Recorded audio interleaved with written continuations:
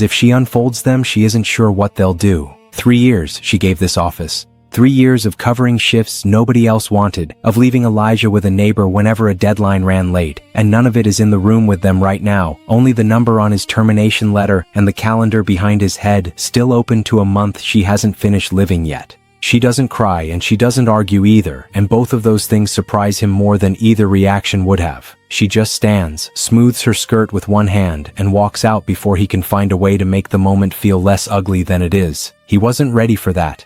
Neither was she, if she's honest. But he'll never know it, and that small, private victory is the only thing she lets herself feel until she's outside on the sidewalk, alone, with the whole rest of the day still ahead of her and nowhere in particular she has to be. 3 years ago, on a bus not so different from this one, a police officer called to tell her that her husband's car had gone off the highway in weather that wasn't even bad enough to explain it. She survived that call. She told herself she could survive anything after that. Losing a job that never paid enough anyway shouldn't feel like this, shouldn't sit this heavy in her chest. But it does, because it isn't really about the job. It's about Elijah, and the medicine, and the rent that doesn't care what excuse she gives it. The bottle on the counter has maybe 4 pills left in it, and she already knows the refill costs more than she has left this month. Elijah's breathing is slow and even behind her, undisturbed, and she's grateful for exactly that whatever is coming for her this week hasn't touched him yet. She stares at the numbers on the page until they stop meaning anything, and somewhere underneath the panic, there's a small, stubborn voice that refuses to let her fall apart in this kitchen while her son sleeps 10 feet away. Most of what she finds pays less than what she was already making, and the ones that pay more want experience she doesn't have or hours she can't work with a 7-year-old asleep down the hall. She scrolls past a dozen listings that all blur into the same disappointment before something stops her thumb. A private housekeeping posting with a pay rate she reads twice, certain she's misunderstood the number. Private housekeeping, live out, a shipping executive's residence, and a number beside it that's nearly double what she made at her old desk job for half the listed hours. She reads it 3 times looking for the catch and doesn't find one written anywhere on the page. Some small, tired part of her already knows that a number this good usually costs something the posting doesn't mention, but the medicine bottle on the counter is louder than her caution tonight.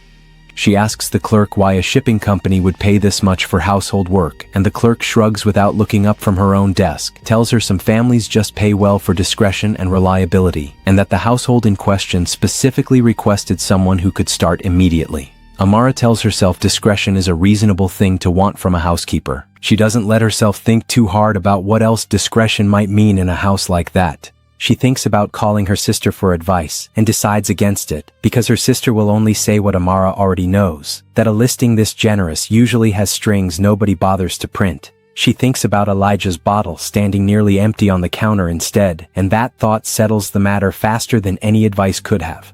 If a story like this is the kind that keeps you up scrolling for the next part at midnight, hit subscribe now, because every subscription is what tells this channel that stories like Amara's deserve to keep being told, and it's the only reason we get to keep making them. Amara signs her name before she can talk herself out of it, and the clerk stamps the page without ceremony, already reaching for the next file on her desk like this is nothing out of the ordinary at all. Somewhere across the city, in a house she hasn't seen yet, a man she hasn't met is already deciding what to do with her the moment she walks through his gate. Nobody told her the gate would already be open, waiting, like the house itself had been informed of her arrival long before she confirmed it. A small cold feeling settles under her ribs that she chooses to name nerves rather than anything worse, and she walks through anyway, because turning around now solves nothing about the bottle on her counter or the rent due in 9 days. No shipping company she's ever heard of runs its headquarters out of a private home this size, with security cameras mounted along the hedges and not a single company sign in sight.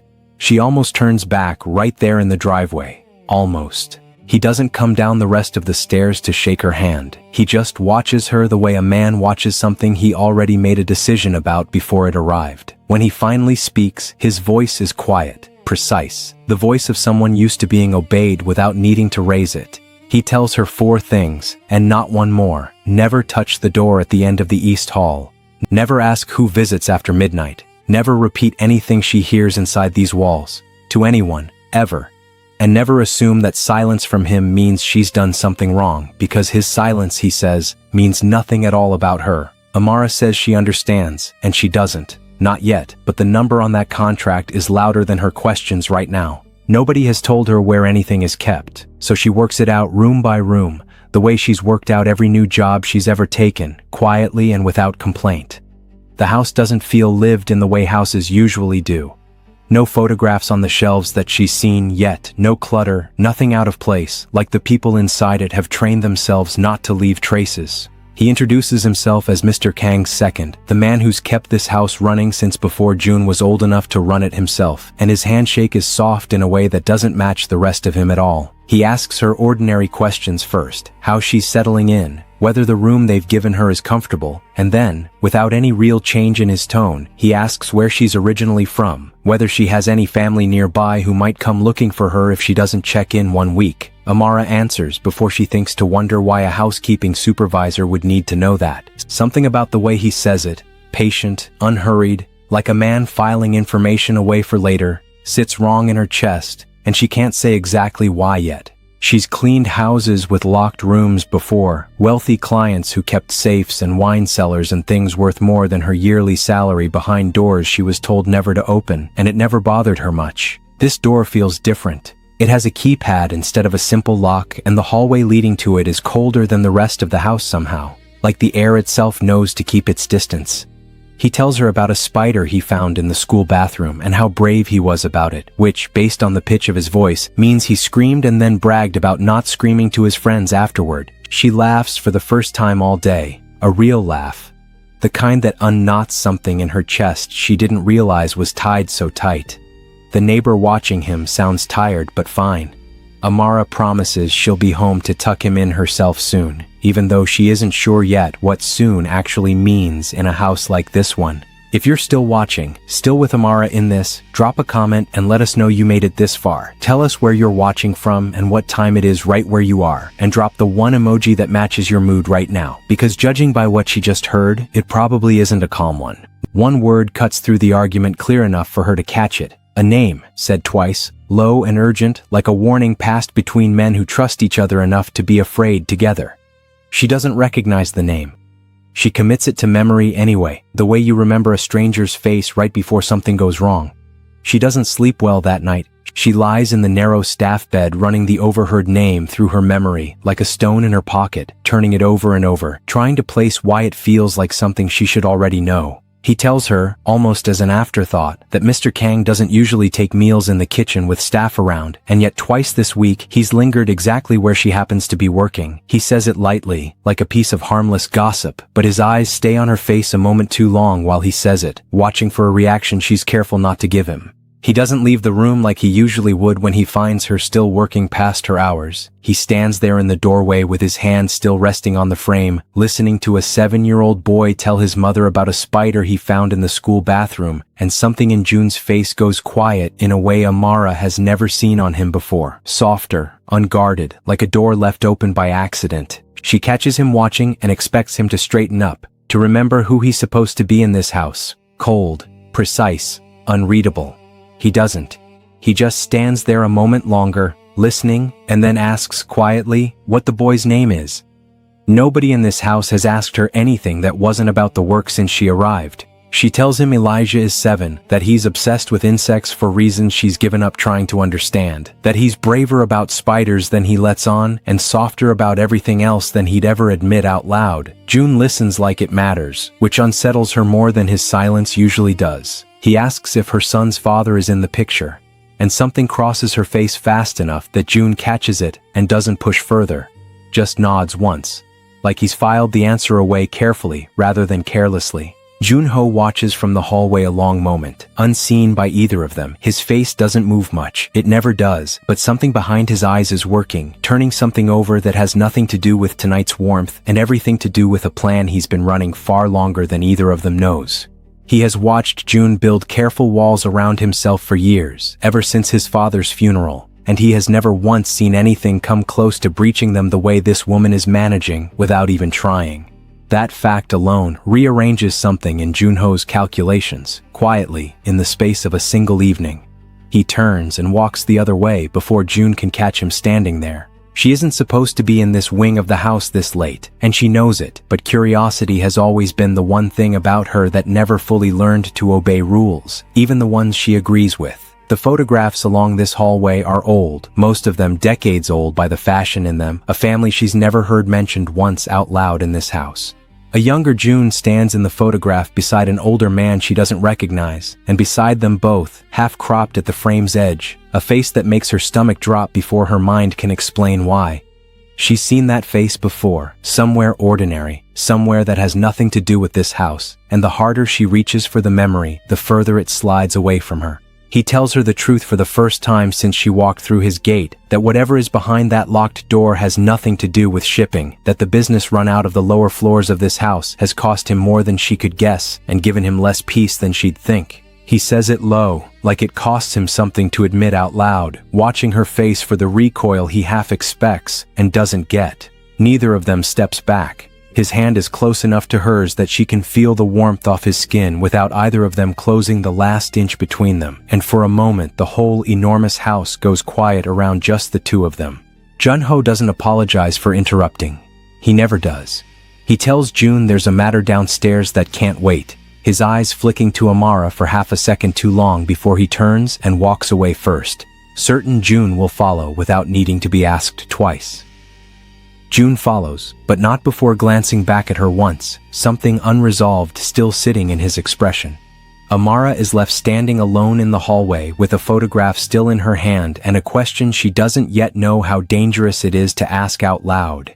He asks about her husband, not the job, not Elijah, her husband, specifically how he died, specifically whether the official report ever sat right with her, whether she ever wondered why a highway accident on a clear night left so few answers behind. Amara never told anyone at this house she was a widow, let alone how, and she certainly never mentioned the report or the questions she used to lie awake asking about it. Her mouth goes dry before she can stop it from showing on her face. Jun-ho watches that reaction like it confirms something for him, and smiles just slightly, like a man closing a door he opened on purpose, satisfied with what he found on the other side of it. June tells the room, flatly, that someone under this roof has been feeding information outward for months, real operational details that only someone standing inside these walls could have known, moving to people who should never have had it. He doesn't say a name yet.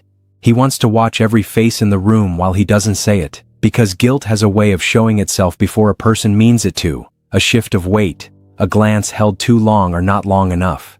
His voice doesn't rise once, but the men along that wall have known him long enough to hear the fury underneath it anyway. Elijah always picks up by the second ring, always, even when he's supposed to be asleep, because he knows she worries and he's made a habit of proving to her that he's fine. It rings a third time and goes to voicemail, and Amara's whole chest goes cold in a way that has nothing to do with the temperature of the hallway around her. She dials the neighbor's number next, hands shaking slightly now, and that call doesn't connect either. He doesn't ask what's wrong the way people usually do, expecting a quick answer so they can both move on with their evening. He asks it like he actually intends to stand there until she tells him the truth of it. When she finally does, when she says her son isn't answering and neither is the neighbor watching him, something in June's face changes into something she hasn't seen from him yet. Not warmth this time, something closer to fury held very carefully in check. He tells her quietly that someone in this house has known about her since before she ever applied for the job, that her placement here was never as random as the listing made it look.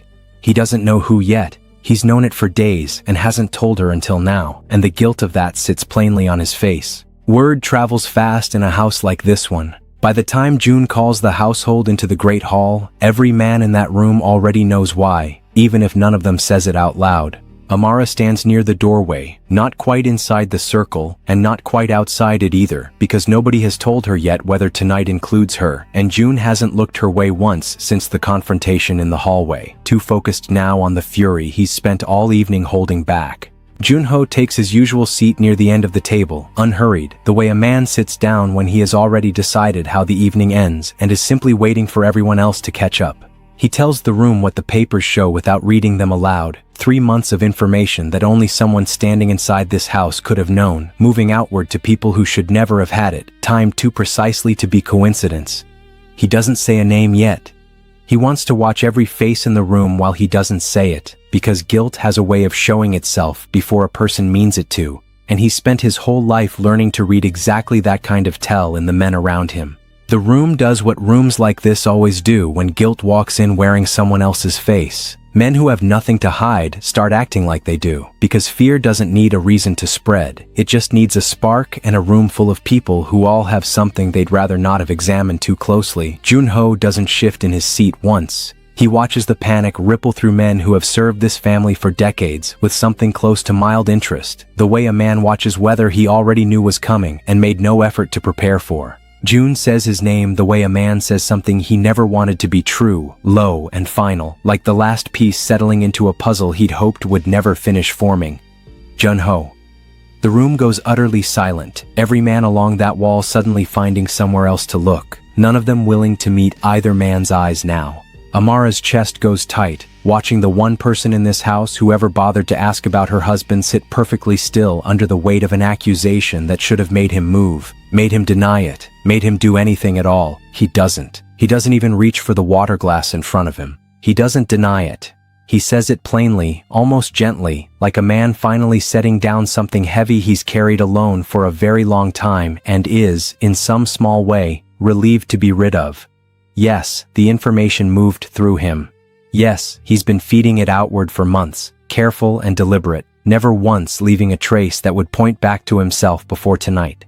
And then he turns, just slightly, just enough that his eyes land on Amara for the first time all evening, and he tells the room something that has nothing to do with tonight's leak at all, that her husband's death was never the accident the official report called it, and that he was the one who made sure it looked like one. 3 years of grief she built her whole life around, a report she read so many times she could recite it in her sleep, and none of it was ever true. Amara doesn't make a sound. Her body just stops working the way it's supposed to for a second, her hand finding the doorframe on its own like it already understood before her mind caught up to it. Across the room, Joon is already moving toward her, closing the distance faster than his composure usually allows, and Joon-ho isn't finished talking yet, watching her reaction with the same patient attention he's given everything else tonight. He says her name once, low, like it's the only thing that might reach her through the wall of shock closing over her face. She doesn't answer. She can't.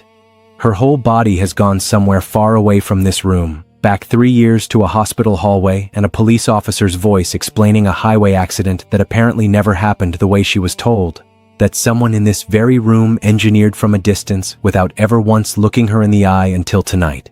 Joon holds her upright without asking anything of her, and for a second the room around them, the household, the danger, all of it, seems to disappear down to just the two of them. He tells them her husband had found something he shouldn't have, records that traced back further than anyone in this organization wanted traced, and that removing him wasn't cruelty in Joon-ho's mind, it was maintenance. The same kind of maintenance he's been quietly performing on this family's secrets since before Joon's father died and left the whole fragile structure resting on Joon-ho's shoulders more than anyone in this room ever gave him credit for. He says it without a trace of shame because in his own accounting, every hard thing he's done has kept this house standing when it should have collapsed a dozen times over. He simply never planned on the widow ending up inside its walls, watching her son grow attached to the very man Joon-ho has spent months quietly positioning to fall. That part, he admits, almost amused by it, he didn't see coming. Nobody in that room moves to defend him. Even the men who owe Joon-ho their careers, their positions, their loyalty built over decades of quiet favors and covered mistakes, take one step back from him without seeming to notice they've done it. A room full of grown men suddenly unable to look at one of their own. Joon's fist tightens at his side, and for the first time tonight, his restraint looks like it might actually break. Not from grief this time, but from something closer to rage held on a very short leash, the same leash his father taught him to hold when he was still a boy. Before Joon can close the distance between them, Joon-ho says the one sentence he knows will stop a man like Joon faster than any threat aimed at himself ever could. He says it quietly, almost kindly, which is somehow worse than if he'd shouted it across the room. He says he has always known exactly where the boy is. Not generally, not as a figure of speech meant to unsettle. Tonight. Right now. This very hour. And that knowing precisely where a 7-year-old sleeps has always been part of how careful men like him keep leverage over people who think, wrongly, that they're untouchable inside walls like these. Every fear Amara has carried since the day she signed that contract collapses into a single unbearable second. Her son's name comes out of her mouth as a question, not a demand, because some part of her already understands that Joon-ho would not have said any of this out loud unless he was certain nothing she does next can undo it. Joon catches her before she can reach him, holding her back with both arms now, his own voice breaking as he demands an answer Junho isn't ready to give yet. Junho watches them both with the terrible patience of a man who has already won this particular round and knows it. Junho's lips part around the first sound of an address, a street, a room, something that would end the worst minute of Amara's life if it ever finished leaving his mouth, and every single person in that hall leans in without meaning to, waiting on the same word Amara is dying for and dreading in the same breath. If you need part 2, comment it below right now.